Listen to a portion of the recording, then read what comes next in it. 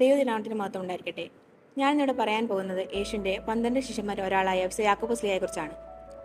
യാക്കോബസ് ലിയ സെബദിയുടെയും സലോമന്റെയും മകനായിരുന്നു.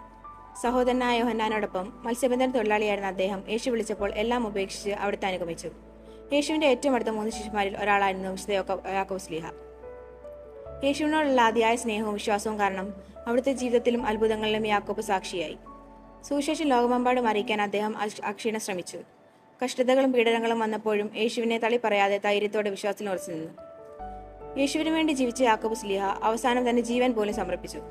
ക്രിസ്തുവിന്റെ നാമത്തിന് വേണ്ടി രക്തസാക്ഷിത്വം വഹിച്ച ആദ്യത്തെ അപ്പോസ്തലനായി അദ്ദേഹം അറിയപ്പെടുന്നു. യാക്കോബസ് ലിഹയുടെ ജീവിതം നമ്മെ പഠിപ്പിക്കുന്നത് യേശുവിനെ സ്നേഹിക്കുക എന്നതും അവിടുത്തെ വിളിയോട് വിശുദ്ധരാകുകയും ചെയ്യണമെന്നതാണ്. ലോകത്തിലെ പ്രയാസങ്ങൾ വന്നാലും വിശ്വാസത്തിൽ ഉറച്ചു നിൽക്കാൻ അദ്ദേഹം നമ്മളെ പഠിപ്പിക്കുന്നു. യാക്കോബസ് ലിഹയുടെ മധ്യസ്ഥത നമ്മളെ എല്ലാവരും യേശുവിനോട് കൂടുതൽ അടുപ്പിക്കട്ടെ. നന്ദി.